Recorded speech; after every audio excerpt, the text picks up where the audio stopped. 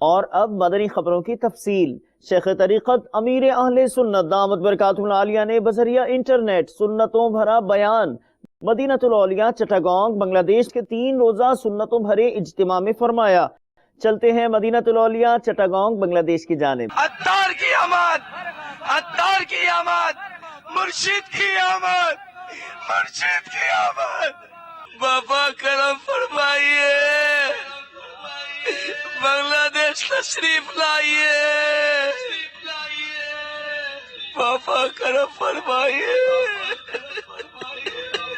میرے عطار آ جاؤ، میرے عطار آ جاؤ، میرے مرشد اب آ جاؤ، میرے غم خوار آ جاؤ، میرے عطار آ جاؤ، میرے عطار آ جاؤ، میرے عطار آ جاؤ، میرے غم خوار آ جاؤ۔ میرے بنگلہ دیش کے عاشقان رسول فقراء البغداد ایک بزرگ ایک عالی شان مکان کے پاس سے گزرے، بہت بڑا بنگلہ تھا، آپ نے اس کو دیکھا، پھر آپ رونے لگے اور کچھ اس طرح فرمایا کہ میں تجھے پسند تو کر لیتا، تجھے اچھا بھی جانتا، لیکن مجھے پتا کہ تو باقی نہیں رہے گا،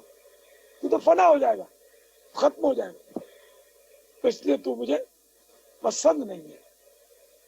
تو بہرحال یہ کہ کل من علیہ فان، تو جو بھی ہے وہ سب کچھ فنا ہونے والا ہے، باقی اللہ رہے گا۔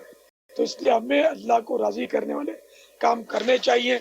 ماشاء اللہ بڑے خوش نصیب ہیں کہ اتنی قربانیاں دے کر نہ جانے کہاں کہاں سے سفر کر کے بسوں میں کشتیوں میں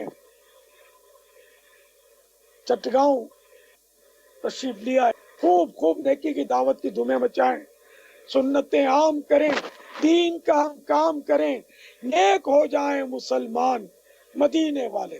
تو 3 دن کے سنتوں پر اجتماع کے ذریعے کام بڑھنا چاہیے، کم نہیں ہونا چاہیے، اس کو خوب بڑھائیے، کیونکہ شیطان کے خلاف جنگ ہے اور شیطان ہارنے کے لیے تیار نہیں ہے۔ ہم اس سے لڑنے میں کیوں تھک جائیں، ہم اس کو اپنے حق میں ہرا دیں، اللہ کی رحمت ہو جائے کہ یہ ہم سے گناہ نہ کروا سکے اور ہم نیکیوں میں لگ جائیں، آقا کی سنتوں میں لگ جائیں۔